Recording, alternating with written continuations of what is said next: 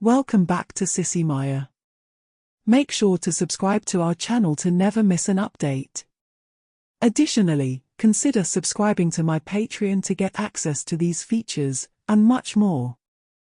It was no big deal when I walked in and saw the packed suitcases. Mom and Dad were always going on short trips to one tourist spot or another, and those mini vacations gave me the chance to express myself in ways I couldn't when they were around. But something felt different this time, as tomorrow was my 16th birthday, and they'd never been away on one of my birthdays before. "Hey, Mom. I'm home." I knew she had to be somewhere in the house, and sure enough, my voice brought her rushing into the living room. "Oh, Alex, I'm so glad you're home. Grandpa's really sick in Florida, and your father insists we go down there for a couple of weeks to help out." "What's wrong?" "His heart again. The doctor wants him to stay still, but if no one's there to keep an eye on him, well, you know your grandfather. So, you'll be gone for 2 weeks. Or longer. But don't worry, we didn't forget your birthday. I ordered a bunch of things for you. They should arrive tomorrow, about 6 boxes, so you should stick around for that." "Okay. And here's your card. But you can't open it until the first box arrives." "Deal?" "Yeah, I can do that." "Good. And Aunt Jenna's coming over for dinner on Thursday night, but don't worry, she's bringing the food. You just need to make sure you have cups, plates, and forks ready." "Got it." "Great. She wants to explain something to you, something I don't think you really know about." She kissed me on the cheek and continued, "Now, help me get these bags to the car. When Dad drives in, we need to leave straight for the airport." I'd never seen Mom move so quickly. She spoke faster than usual too. I helped her load the car, and just as she pulled out of the garage, Dad pulled into the driveway. He handed me an envelope and said it had $400 to cover any expenses in case they were gone for longer. "Thanks. Don't worry. I'll be fine." They looked at me oddly, then both said, "We know. We can count on you. Have a good trip." "Same to you," Dad muttered, almost absent-mindedly, before they sped off down the lane toward the airport. I stood there watching them disappear before heading back inside and locking the doors. I had a plan, and with 2 or 3 weeks to carry it out, I wasn't about to mess up and get caught doing something they'd disapprove of. I'd play it cool until I was sure they were far from California. I plopped on the sofa, grabbed the remote, and started flipping through channels. News, reruns of old shows, nothing interesting. Then, something caught my eye. As I changed the channel, a Maybelline commercial came on, featuring a beautiful model with long, thick eyelashes. As the commercial ended, I jumped to my feet, checked outside, and then rushed to Mom's makeup drawer. My fantasy world was about to unfold. But when I opened the drawer, I froze in shock. "It's gone," I muttered. Her makeup's all gone. Her light blue makeup bag, gone. My 2 or 3 weeks home alone were going to be miserable without it. I searched everywhere, her bedroom, her closet, her dresser, even the downstairs bathroom. But it was all in vain. How would I survive this? How could I keep my sanity without at least trying to look pretty? Finally, I gave up and returned to the family room, grabbing the remote again. But my attention shifted to the envelope Mom had left for me, the birthday card. "Don't open it until the first package arrives," she had said. She wouldn't know, so I carefully slid a letter opener under the flap. When I opened the card, a folded piece of paper fell to the floor. But what really caught my attention was the card itself. It was pink, with a cute teenage girl on the cover, and read, "Happy Sweet 16th. Inside, Mom had written, "Lexi, I'm sure you're just as pretty as the girl on the front of the card. I'm also sure everything I ordered will fit you perfectly. We can take care of everything when we get back. Love, Mom." I was stunned. She knew. That meant Dad probably knew too. What was I supposed to do now? Then I remembered the paper that had fallen to the floor. I picked it up.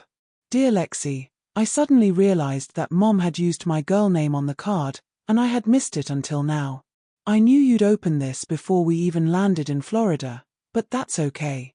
I've known for a long time that you want to be a girl, and I think it's time for you to start that transition while you still can. You have a beautiful face, and when the 6 packages arrive, you'll have pretty clothes and accessories to match. I know exactly how you're feeling right now, so go to the kitchen, open the left pantry door, look behind the soup cans, and have fun. Make sure you're looking your best when Aunt Jenna comes over for dinner on Thursday. I've spent 16 years raising a son, and now I'm excited to have a daughter. Love, Mom. It felt strange. Mom always seemed to know everything I did, but I didn't think she had any idea about my secret fantasy world. I rushed to the pantry, grabbed the bag, and spilled its contents onto the kitchen table. There was mascara, lipstick, pressed powder, foundation, blush, eyeshadow, and another note. Have fun being a girl while we're gone. I quickly gathered everything back into the bag and rushed to the bathroom, my heart racing with both excitement and nerves. There, in front of the mirror where I had spent so many moments before, I carefully applied makeup just as Mom suggested. The moment the mascara brush tugged at my lashes, a calming peace spread through me. When I was done, I admired my reflection for a while before washing off the makeup and wondering what the packages might hold. Around midnight, the phone rang. I sleepily grabbed the cordless receiver from beside my bed. Hello. Lexi, is that you? I wasn't sure what to say, so I simply responded with a grunt. Lexi, honey, we made it to Florida. Did you find the makeup bag? Yeah, I mumbled, then, propping myself up on my elbow, I asked, how do you always know everything? Moms are like that. I guess that's how Grandma knew about Aunt Jenna. I guess. Talk to you soon, sweetie. Wait. Grandma knew what about Aunt Jenna? But it was too late, she had already hung up. What could Grandma have possibly known about Aunt Jenna? I stared into the darkness, watching shadows move across the walls and ceiling, then rolled over and fell back to sleep. 3 loud knocks at the front door woke me up. I quickly tied a bathrobe around myself and rushed downstairs. But when I opened the door, there was no one there, just the sound of a UPS truck speeding away. I opened the screen door and saw a small cardboard box under the house numbers. I picked it up and read the label, Alexis Lynn Montgomery. That was funny. I had chosen Lexi as my girl name years ago, but I never realized it could be short for Alexis. And Lynn sounded perfect. I sat on the sofa, just like the night before, and eagerly tore open the box. Inside, there was a clear plastic bag containing beautiful blonde hair, my very first wig. It was perfect. Long and straight with bangs that framed the face. I stretched the wig over my head and was amazed at how well it matched my skin tone. I hurried to the bathroom mirror to see how it looked with my face. It looked amazing. Then I went to Mom's room, sat in front of her mirror, and started brushing out the tangles from the shipping. The wig shifted a bit with each brushstroke, but soon I figured out how to handle it without giving away that it wasn't my natural hair. What a gift. Mom couldn't have been more thoughtful. I'd never worn a wig before, and I'd never had long hair. Now, it reached the middle of my back. I took off my robe and pajama top, then shook my head from side to side, enjoying the sensation of long hair brushing against my skin. It felt incredible. Dancing around the room in just my pajama bottoms and the wig, I reveled in every strand of my new hair. Whether I walked, danced, or just swayed my head, the coolness of the hair against my skin made me feel relaxed and at peace with everything. When the doorbell rang, I rushed back downstairs and opened the door to find 3 more boxes, all much larger than the first. The 2 biggest were from an online women's clothing store. I brought them inside one by one, careful not to knock off the wig, and then carefully tore them open. The first 2 boxes contained 7 dresses, 4 skirts, 8 blouses, 3 bras, 2 slips, 10 pairs of panties, a set of C-cup chest forms with surgical adhesive, and a dozen pairs of pantyhose. The smaller box held 9 pairs of shoes, including sandals, sneakers, flats, and 2 pairs of high heels that I'd probably break my ankles with.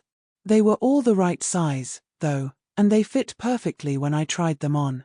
Stunned by everything Mom had sent, all addressed to Alexis, I couldn't help wondering what was going on in her mind. I'd known for years that I should have been born a girl, but that wasn't something you just tell people, especially not in today's world. And yet here I was, a boy, getting girl presents for my 16th birthday, and they were all from my mother. I sank back onto the sofa, still only wearing the wig and my pajama bottoms, and realized all these things were meant for me. So, I carried them to my room and began hanging them in the closet or tucking them into drawers. That meant clearing out some of my guy clothes and packing them into the now empty boxes. Once I finished, I put on a light blue push-up bra, fastening it awkwardly in the middle of my back, then slid in the chest forms and turned toward the mirror. At first, I had no expression, but slowly a smile began to form across my face. Next, I slipped off my pajamas and put on light blue panties, though they didn't quite conceal the evidence of my male anatomy. I pulled a mid-length slip over my head, adjusting the spaghetti straps until they rested gently on my shoulders. As I looked in the mirror, I was pleased to see no trace of my male body beneath the slip. I spun around, giggling at the sensation of satin and long hair, then returned to the mirror, sitting down to look at the pile of makeup I hadn't yet put away. I picked up a bottle of foundation, opened it slowly, and applied some to my finger. I wiped it on my cheek, only to feel the scratchy beard beneath. I rinsed my hand, then shaved closely, using the safety razor in every direction until every trace of facial hair was gone. Afterward, I started with the foundation again. For years, I'd worn lipstick and mascara when Mom and Dad were away, sometimes even using eyeshadow and eyeliner, but this felt different. I followed the foundation with pressed powder. Mom had included 2 compacts, and I chose the darker one for a slight tan effect. I looked so much like a girl it was almost surreal. I covered my eyelids with lilac eyeshadow, applied a darker shade along the creases, and then used eyeliner. I remembered watching the girls at school pull their lower lids away from their eyes to darken the skin between the lashes and the eyeballs, so I tried that and had some success. Finally, I finished with several layers of black mascara. Next, I applied dark pink lipstick, using it on my cheeks as blush too. Though I had been closely watching my reflection, I hadn't paid much attention to my overall look until now. With the lipstick on, I stepped back and saw the whole picture. Lexi stared back at me, more beautiful than I'd ever imagined. There was no sign of Alex anymore. I quickly put on a pretty pink dress, slipped my feet into the white high heels, and danced over to the full-length mirror. I giggled and spun, practicing feminine gestures. The shoes were awkward at first, but not as difficult as I'd feared, so I hurried out of the room. At the top of the stairs, I slowed down, held the handrail, and descended as gracefully as I could. 2 mirrors along the staircase made me smile, and the mirror in the entryway did the same. As I stood there, taking in the woman I had become, the doorbell rang. I hurried to open it and found another United Parcel driver standing there. 2 packages for Alexis Montgomery. Thank you, I replied in my most feminine voice, taking the boxes from his hands. As I started to close the door, he asked, Alexis, her? I thought I knew the whole family, but I don't remember ever delivering anything for you before. Maybe you should start waiting for someone to come to the door instead of just leaving things on the porch. I didn't wait for a reply, shutting the door in disbelief that I'd been flirted with by a guy. Then I realized that I had flirted back. I felt my face flush and muttered, "What the hell?" before sitting back down on the sofa to open the last 2 boxes. Inside the first was false eyelashes, press-on fingernails in various styles, 5 bottles of nail polish, fingernail glue, a few inexpensive rings, earrings, necklaces, a woman's wristwatch, and a few bracelets. The final box contained women's deodorant, perfume, tweezers, and instructions for plucking eyebrows. The last item was a hair remover, with a note saying it would leave me completely smooth. Just as I was lost in my thoughts, the familiar sound of the trash truck stopping in front of the house snapped me back to reality. I peeked outside and saw the trash barrel being lifted and emptied. Panic instantly set in. Mom and Dad's strict rule was that the empty trash barrel had to be brought to the backyard within 15 minutes, or else. I never wanted to find out what "or else" meant, so I'd always rush to take it back. Even though they were 3,000 miles away, I knew they'd somehow know if I didn't follow through. I quickly considered the situation. I'd have to switch back to being Alex for a moment, but then I remembered how I looked in the mirror and the conversation with the UPS driver. Maybe I could get away with it. I hurried out the back door, making sure it wouldn't lock behind me, and dashed down the driveway. Just as my hand touched the barrel, a car pulled into the driveway. Hey, is Alex home? Oh my gosh. Before I even turned around, I recognized Max's voice. My best friend was standing right there, and I was dressed like a girl. I couldn't just run to the backyard, but turning to face him would give away everything I was trying to hide. My feminine voice wasn't convincing enough to fool an old friend. I was stuck. So, I took the biggest gamble of my life. I stopped, turned slightly to show off my figure, and in my best feminine voice, with a hint of a southern drawl, I said, "Why no, sweetie. He ain't home right yet." "Okay, thanks. Just let him know Dave stopped by, all right?" "Sure enough, will. You drive careful now." And with that, he was gone. I couldn't believe it. I had passed as a girl in front of Max. He didn't say anything, so maybe he hadn't figured it out. He knew I didn't have any sisters, and he'd met my 10-year-old tomboy cousin, but still, he didn't seem to catch on. I decided Lexi would be my 16-year-old cousin from Florida who was staying with us for a while. We never saw her much, so it was an easy explanation. Yeah, that's what I'd tell him.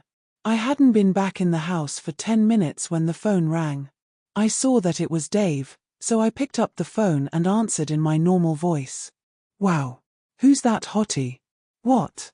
I tried to sound confused, like I didn't know what he meant. "That girl taking your trash in. She's beautiful. You been holding out on me, Alex?" "Oh, that's Lexi, my cousin from Florida. And I guess that means you were the cute guy who drove in, said hi, then left?" She thought I was cute. That's what she said.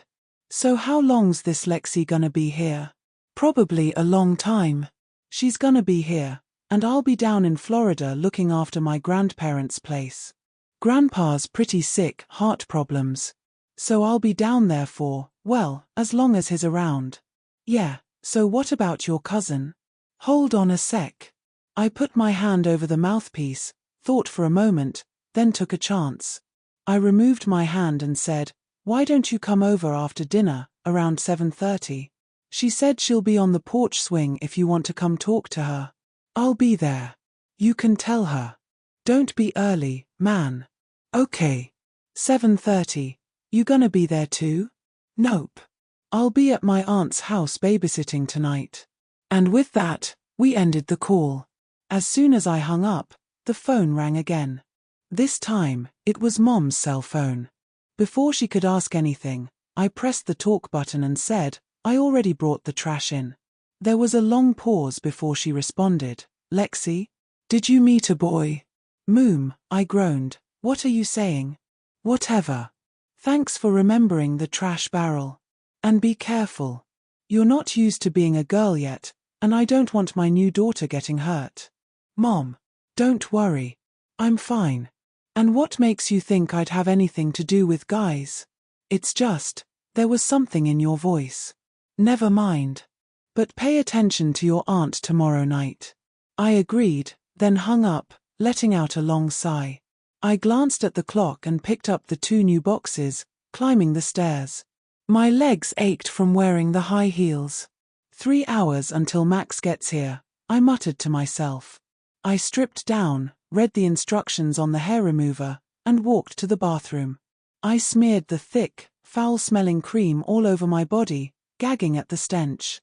After letting it sit for about 5 minutes, I jumped into the shower. Most of the hair from my arms and torso swirled down the drain, leaving my skin soft and smooth.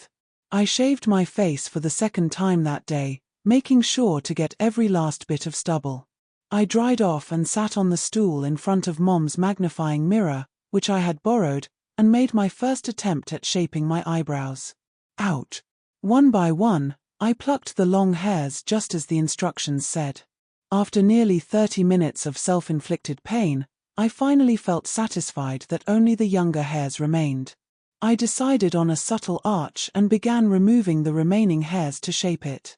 I glanced at the small gold watch Mom had included in my transformation packages and realized that time was moving faster than I thought.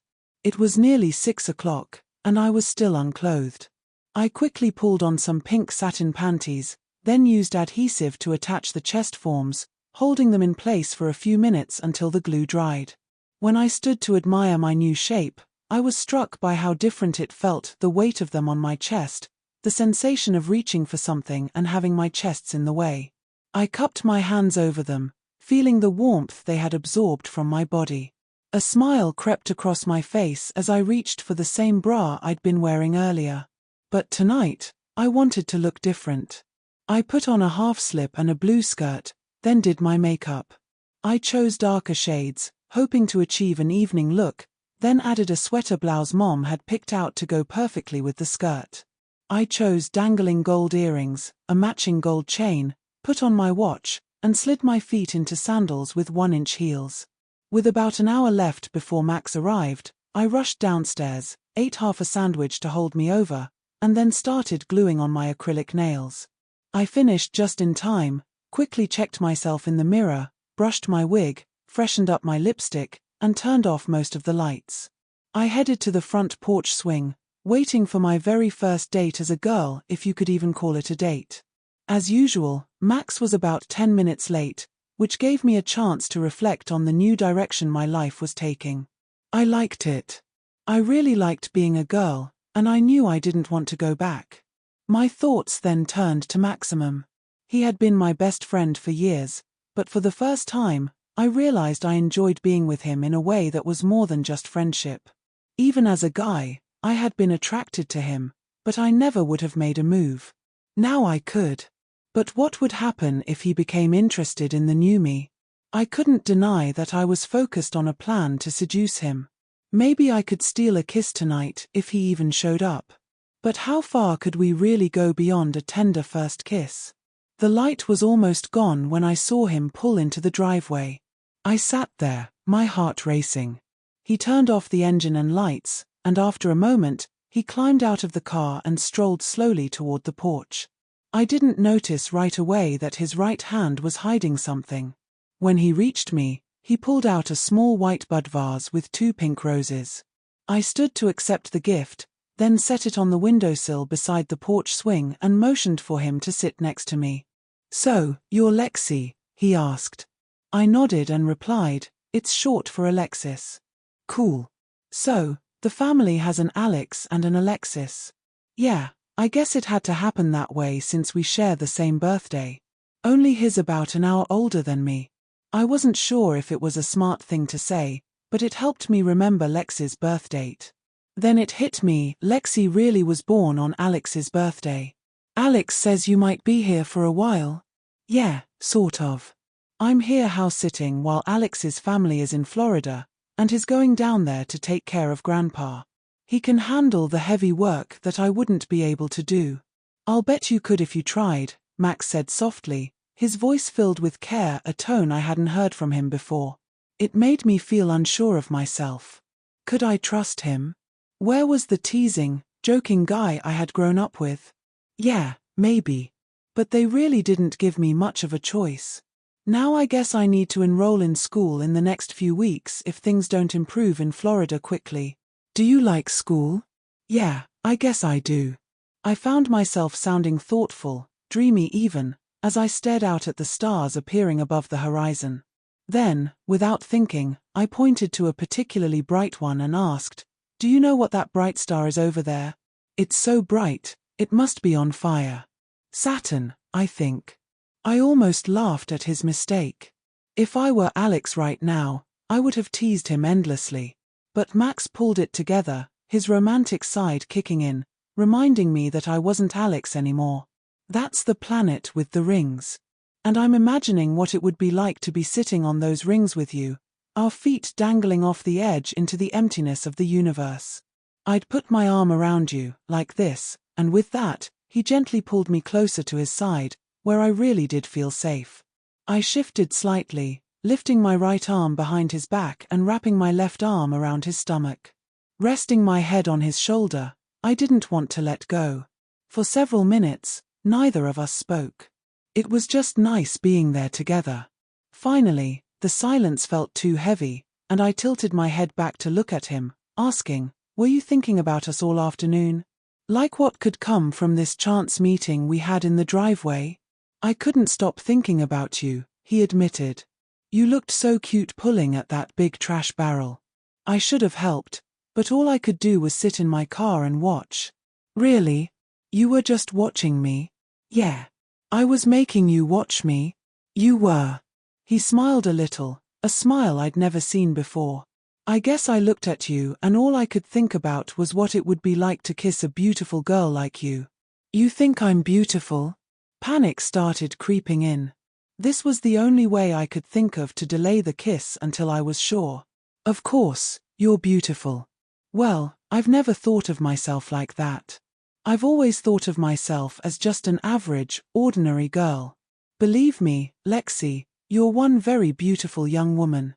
With that, I squeezed him a little tighter and kissed his left cheek. I was becoming a girl in more than just appearance. "Max, you're too kind. Alex always said you were a great friend, but maybe we could be more than friends." I stood up and continued, "I have to go inside for now, but thanks for the roses. I hope you can come back on Friday night. I'll have the whole evening free. Maybe you'll come to the football game with me that night? It's our biggest game of the year." "Yeah, maybe. Call me Thursday around 9, and I'll let you know if football's okay." He didn't answer immediately. He just held me close in silence, then bent down and gently kissed me. I was helpless. We were kissing, and it was more enjoyable than any kiss I'd ever had. His tongue brushed my lips so gently, as if he were caressing my soul. I wanted more. But then, just as quickly as it had started, he pulled away. He thanked me for the time we spent together and said he looked forward to seeing me on Friday. I hurried inside as he stepped off the porch, and from the darkness of the living room, I watched his taillights disappear down the street. On Thursday evening, as promised, Aunt Jenna arrived with a hot pepperoni pizza. I opened the door before she even reached the steps, wondering how she would react to me wearing women's clothes. She said nothing, at least not right away. Once the pizza was on the kitchen table, she smiled, reached out a hand, and said, "Oh, Lexi, you look fabulous." She took my hand, stepped back a bit, and just stared at me for a moment. "So, what's the big deal about you coming over tonight? Mom made it sound like the world might stop turning if you didn't get a chance to see the new me. That's what I like to see, confidence." She let go of my hand, sat in Mom's chair, and gestured to the pizza. "Come on, Lexi. Pizza's meant to be eaten hot, no matter how good it tastes cold." I sat down across from her and grabbed a slice. "Nice nails, Lexi. Did you do them yourself?" "They're presso-NS. But I glued them." "Yeah, I used those a few times when I was a teenager. I thought girls just went to salons. Nobody went to nail salons back then. Too expensive." She paused and smiled that incredible smile of hers. But I had other reasons for not getting my nails done. I frowned, unsure of where she was going with that comment. "I never wanted you to know, Alex, because I thought it would confuse you. But 15 years ago, when I was 26, I went down the same road you're heading down now." "Huh. So, you wanted to be a boy?" "No," she smiled. "I was already a boy. I wanted to become a girl." I froze, nearly choking on my pizza. "You mean, you were a boy, and you had a reassignment surgery?" "Exactly. And that's why I'm here tonight. Your mom and even your dad thought I could share a little of what I went through and what I'm still going through because of that decision." "You don't look like a boy, Aunt Jenna. I think you look completely like a girl. A pretty girl. I mean, woman. And you've always been pretty. Always to you is only 16 years, Alex." Her tone shifted, becoming much simpler and more serious. "My final surgery was just a week before you were born. Why did you wait so long? I never got the support from my family that you're getting from yours. And I dare say you wouldn't have the same support if they hadn't already gone through it. Your father wouldn't even stay in the same room with me for almost 5 years. I was different. A freak. And I've been beaten more than once because of the decision I made. Beaten? But. No, Alex. What you're doing is not accepted by most of society. It's better than it was, but that still means only 2% say okay instead of 1. She paused to take a drink of water, holding the glass and concentrating. Then she continued, softer now, more matter-of-factly. I was brought up as a boy. I was taught the boy way of doing things. I played baseball, crawled through dirt trying to keep up with my brothers and cousins. I mowed lawns to make money for baseball gloves and caps. I even went to dances, including my junior and senior proms, with the prettiest girls in my class. But all that time, I was wishing I was a girl. I can't remember a time in my life when I didn't feel like a girl trapped in the wrong body.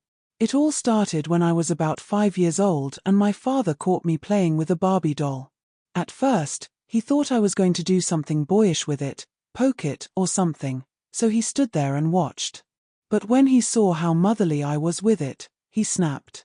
He pulled off his belt, threw me face down on the floor, and beat me senseless until a neighbor heard and came to rescue me. My son ain't gonna be no faggot, he kept yelling, over and over, until the sound of his voice rang in my ears. I sat there, stunned, watching Aunt Jenna as she continued to stare into the glass of water she was holding just above the table. Dad wasn't arrested, like he would be today. He wasn't even reprimanded. I guess he thought about what he did, but he never apologized.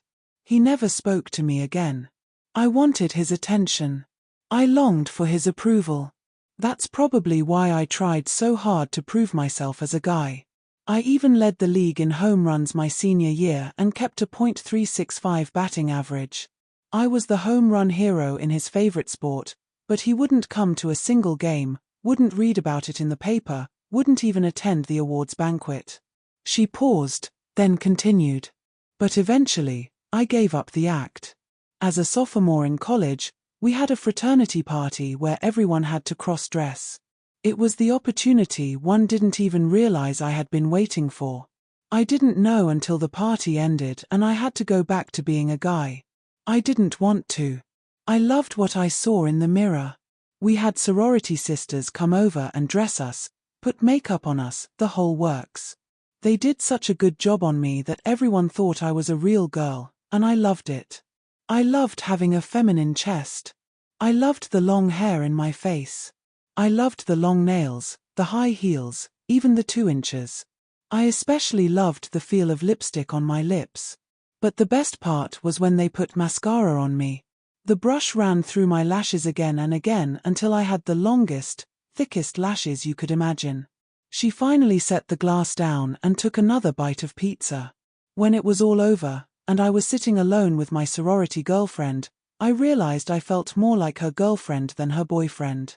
We talked for a while, had a couple of root beers, and then she asked if I wanted her to unzip the dress for me before she left. I told her I'd rather have her pluck my eyebrows. She just stared at me with this weird look on her face and asked why. I told her I wanted to be a girl and shared everything I'd been through. Before I knew it, my eyebrows were arched, and I had a new kind of girlfriend. Aunt Jenna paused again. She kissed me on the lips before she left in the morning. A goodbye kiss, she called it, and I was afraid that meant I would never see her again. That was almost 25 years ago, and we've seen each other nearly every day since. When my family turned their backs on me, except for my mom, Ginger was there for me. "Oh, I've met Ginger," I said quietly. "She's a great friend. Everyone needs a Ginger, even you." She stared at me for a long time, and I couldn't help but feel a little uncomfortable under her gaze. "Do you have a girlfriend, Alex?" "Yeah." "How close is she? Is she close enough to stay your friend once you join her gender?" "I don't know. Maybe." "Well, tell me what's going on with her and anyone else you consider a friend." I told her about Max accidentally meeting Lexi, coming over the next night, and how I'd created the story of Alex going to Florida and Alexis coming here to house sit. I told her about our shared birthdays. Sounds good to me, Aunt Jenna said. And I can probably help. But your girlfriend is going to be the key to the whole thing. What's her name? Emily. Well, why don't you call Emily and ask her to come over? I stared at my aunt, confused. I don't get it. You think I should tell her? If you really want to be Alexis for the rest of your life, then you need to start facing reality. The people you love will have to know the truth. Some will walk away. Some will torment you. But some will be drawn to you for curiosity or other reasons, and they'll stick with you like glue. But you can't keep deceiving everyone forever. One day, Lexi will fall in love and want to get married. Maybe even to Maximum. That man will need to know the truth, and the sooner you tell him, the better. Otherwise, one day, you'll be out on a date, sitting in a car, and things will start getting heated. His hand will discover the truth you've been hiding. And that's when things can get violent. I think I've got more control than that, I replied. Aunt Jenna shook her head. You're not in control, Lexi. No one is, especially not when love and passion get involved. When those emotions take over, control is the first thing that slips away. She paused, fixing me with a piercing, knowing look. You've never really been out as a girl, have you? Not really. I mean, I've gone down to the curb to get the trash barrels. That doesn't count, Lexi. I mean, have you actually gone out where you had to interact with people out in public, as a woman? I shook my head, and suddenly it hit me. I'd been hiding in the house. It was easy to be anything in the safety of your own space, but Aunt Jenna knew this and was about to challenge me. Okay, cutie. It's time for your unveiling. Go check yourself in the mirror, grab a purse and a jacket, and let's go do some serious malling. She jumped up, leading me to her car. Malling? I asked, confused. I'd never heard maul used as a verb before. We don't have to buy anything, she explained. We're just going to stroll around the mall, talk to people, and get a feel for being out in public. You know, just two women doing some serious shopping, or looking at clothes, men, maybe even other women, the competition, you know, and maybe we'll buy something. So bring your money. I hesitated for a moment, standing up and wobbling toward the stairs. Doubt crept in. Aunt Jenna, I'm not sure I can. You're afraid, she interrupted. This is something new, and it's normal to feel afraid. How did you feel the first time you ran out onto a baseball field in front of a huge crowd? Afraid. Exactly. If we avoided everything because we were scared, we'd never do anything. Now, just get your purse and money and come on. I'll be with you, and trust me, nobody will recognize you. I followed her instructions, and before I knew it, we were out the door and heading toward the mall under the cover of darkness. Were you afraid, Aunt Jenna? She laughed softly, then nodded. Aha! So, how did you get over it? By doing exactly what we're doing right now, and by getting a job where I had to work with other people. Who took you out? No one. I was so scared I didn't leave the house until I was older than you are now. It took a lot of courage. Getting a job took a lot of courage, too. What did you do? I worked as a cosmetics demonstrator at a department store. The manager liked how I looked, so he asked me to put makeup on customers. I wore a lot of makeup every day, and I helped women who wanted to enhance their beauty. It gave me a chance to talk to other women, woman to woman. It was fun, and it felt right for me. If you're thinking of getting a job, make sure it's something that suits you. I thought for a moment before asking, what about a dress shop? I love clothes. Sounds good. Why don't you try Paula's here in the mall? She turned into a parking space, and my heart started pounding a little harder as we got out of the car. Without hesitation, Aunt Jenna led the way through the mall doors, and I struggled to keep up with her in my heels. About 20 steps in, she reminded me to keep smiling. You look like you're worried about falling. I smiled and turned the corner, nearly bumping into 3 girls from my English class. 2 weeks ago, I'd done a group presentation with them, and I almost said hello. But now, I wasn't Alex anymore. They didn't recognize me, and we all apologized for the awkward moment. Your voice is getting better, Lexi. I smiled and muttered a soft, thanks. Well, you're welcome. Now let's give it a little more of a workout. She grabbed my wrist and pulled me into a store I had never been in before. I looked around, and above the register was the sign, Paula's. I thought her suggestion of getting a job was just a suggestion, but here I was being dragged in. My heart pounded even harder this time, and though I was nervous, I tried not to show it, instead focusing on the dresses. Any of those would look really nice on you, a voice said. I looked up and saw an older woman, a bit taller than me, with curly blonde hair bouncing as she moved. Her long lashes framed the bluest eyes I had ever seen. I was trying to imagine how I'd look in this one, I said, pulling a blue dress from the rack. Good choice. The dressing room's just past the counter if you want to try it on, Paula replied. I hesitated for a moment, glancing in the direction she pointed, and thankfully Aunt Jenna appeared right then. Oh, I see you two have met. Jenna. Long time no see, Paula greeted her. How you doing, Paula? Trying to fit my niece in something as blue as your eyes. You never told me you had a niece in town. Just arrived from Florida. The Sunshine State, you know. I was expecting a bit more of a tan, but I guess she spends most of her time indoors. Well, she's lovely just the same. Paula paused, then turned toward me and pointed to the dressing room. Go ahead and try it on, little angel, while I catch up with your aunt. I nodded and headed to the dressing room. Nearly 10 minutes later, I emerged, and both women rushed over to compliment me. Paula added, you know, with your employee discount, that dress will only be $70. Employee discount? I asked, confused. They both stared at me for a moment, then Paula smiled and said, you start at 3:30 tomorrow, if you want the job. My mind raced. I'd have to pass as a girl every day, interact with people, and dress the part at a nice dress shop. Then, Paula added, since you're obviously in school, you'll need a work permit as soon as possible.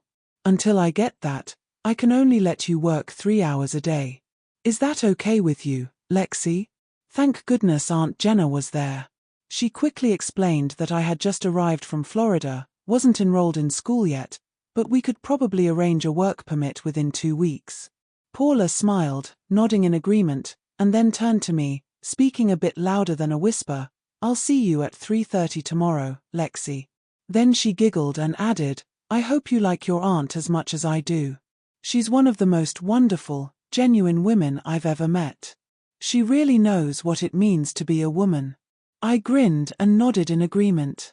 Jenna reminded me to change back into the clothes I had been wearing when we came in. We'd better head home now. I've got a lot of work to do for tomorrow afternoon. With that, she was out the door, gone for the evening. I headed upstairs, and as I reached the landing, the phone rang. I answered as Lexi, assuming it was Dave, and I was right. I turned him down for the football game but invited him over Sunday night. Maybe we could go for a walk or something. It felt like a stretch, but my girl-to-guy conversation experience was limited, and I was feeling the pressure. Surprisingly, he accepted the offer, which eased my nerves. We talked until almost midnight, covering everything under the sun. He asked a lot about Florida, and I grew anxious, wondering if he was trying to figure out how much of my story was a lie. Finally, I said I didn't want to talk about a place I'd probably never see again, but I'd love to hear about California. After all, this is my first time here. That was the best thing I could have said. He told me everything from the Gold Rush to Disneyland, to the Golden Gate Bridge, the Winchester Mystery House, and all the strange people you might encounter on Sunset Boulevard. He described how you could snow ski in the morning and surf in the afternoon, thanks to the mountains being so accessible. Through it all, I played along as if it was all new to me. Eventually, the conversation grew aimless, and the silences between us grew longer, so I said goodnight and hung up,